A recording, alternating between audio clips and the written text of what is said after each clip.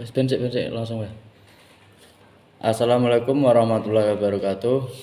Perkenalkan, nama saya Ahmad Dhani Pramuditya, NPM 24230533. Oke, di sini saya akan mempresentasikan tugas sosiologi pengaruh pola tidur tidak teratur terhadap daya tahan fisik dan konsentrasi siswa dalam pembelajaran pendidikan jasmani.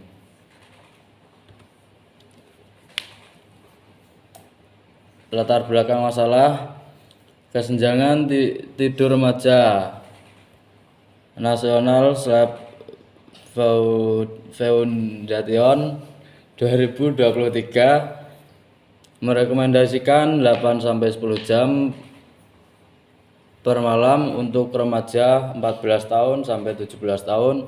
Namun sebagian besar siswa hanya tidur 5-6 jam dengan jadwal tidak teratur. Yang kedua, dampak pada penjas.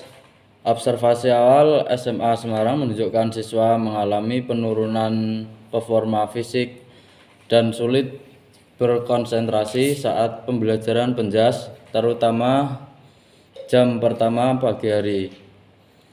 Dan yang terakhir, faktor pengganggu. Penggunaan gawai berlebihan, tekanan akademik, dan perubahan gaya hidup digital menjadi penyebab utama gangguan pola tidur siswa. Oke, di sini ada rumusan masalah dan tujuan penelitian. Yang pertama, rumusan masalah: apakah terdapat pengaruh signifikan pola tidur tidak teratur terhadap daya tahan fisik siswa dalam pembelajaran penjas? Yang kedua, apakah terdapat pengaruh signifikan pola tidur tidak teratur terhadap konsentrasi siswa dalam pembelajaran penjas? Dan yang terakhir, seberapa besar pengaruh pola tidur tidak teratur terhadap kedua variabel secara bersamaan? Tujuan penelitian: mengetahui pengaruh pola tidur tidak teratur terhadap daya tahan fisik dan konsentrasi siswa dalam pembelajaran pendidikan jasmani, baik secara parsial maupun simultan. Manfaat penelitian bagi guru penjas: bahan pertimbangan merancang pembelajaran adaptif sesuai kondisi fisik dan kognitif siswa. Yang kedua, bagi sekolah, dasar kebijakan pengembangan program kesehatan siswa termasuk sosialisasi pentingnya pola tidur yang baik. Yang ketiga, bagi siswa, meningkatkan kesadaran pentingnya menjaga pola tidur teratur untuk mendukung performa akademik dan fisik. Dan yang terakhir, bagi orang tua, meningkatkan pemahaman dampak pola tidur tidak teratur terhadap performa anak di sekolah. Kajian pustaka pola tidur dan daya tahan fisik, yaitu ada dua. Yang pertama, pola tidur remaja. Tidur adalah proses aktif pemulihan sel, konsolidasi memori, regulasi hormon AASM. Merekomendasikan 8-10 jam per malam untuk remaja 13 sampai 18 tahun. Namun rata-rata hanya 6-7 jam. Daya tahan fisik: kemampuan tubuh melakukan kerja fisik berkepanjangan mencerminkan efisiensi sistem jantung paru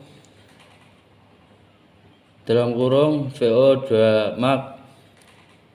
Tidur mempengaruhi daya tahan memulai produksi hormon pertumbuhan dan regulasi kortisol.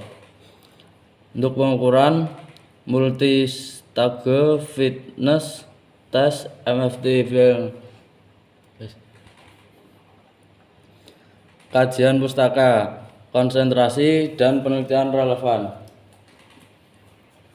Konsentrasi dalam penjas. Konsentrasi adalah kemampuan memusatkan perhatian yang dikendalikan korteks prefrontal. Kurang tidur mengganggu sistem limfatik dan akumulasi beta amiloid. Menurunkan atensi. Atlet muda yang tidur 8 jam per malam memiliki risiko cedera 1,7 kali lebih tinggi. Penelitian relevan.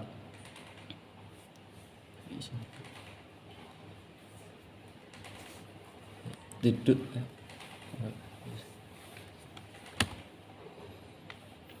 Kerangka berpikir hipotesis. Pola tidur tidak teratur, yaitu ada 6. Yang pertama, efek simultan. Yang kedua, penurunan daya tahan. Yang keempat, penurunan konsentrasi. Yang keempat, gangguan hormon. Yang kelima, penurunan VO2 max.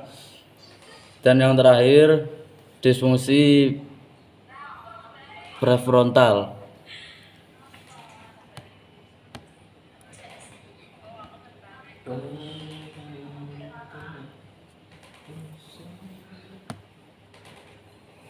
Pola tidur tidak teratur menyebabkan gangguan pemulihan fisik dan kognitif. Secara fisiologi menurunkan kapasitas aerobik, secara neuropsikologis mengganggu fungsi atensi dan konsentrasi siswa dalam pembelajaran penjas. H1. Pola tidur tidak teratur berpengaruh signifikan terhadap daya tahan fisik siswa. H2. Pola tidur tidak teratur berpengaruh signifikan terhadap konsentrasi siswa. H3. Pola tidur tidak teratur berpengaruh signifikan terhadap daya tahan fisik dan konsentrasi secara simultan. Metode penelitian, pendekatan dan desain, kuantitatif X.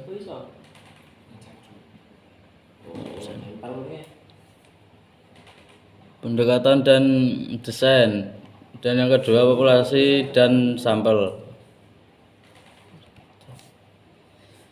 Instrumen dan teknik pengumpulan data. 19 pertanyaan, 7 komponen skor 0 sampai 21, skor 5. Sama dengan kualitas tidur buruk korban alfa 0,83 Agustin 2012 dilengkapi. Yang kedua, multistage fitness test dalam kurung MFT, dan yang terakhir digit span test dan observasi. Analisis data dan etika penelitian, teknik analisis data, analisis deskriptif, dan yang kedua uji prasyarat, dan yang terakhir uji hipotesis. Etika penelitian, informat konsep dari siswa dan orang tua atau wali. Kerahasiaan data dijaga hanya untuk kepentingan penelitian. Kesukarelaan, responden berhak mengundurkan diri tanpa konsekuensi. Dan yang terakhir, kaji etik dari Komite Etik Universitas BGRI Semarang. Oke, sekian dari saya. Wassalamualaikum warahmatullahi wabarakatuh.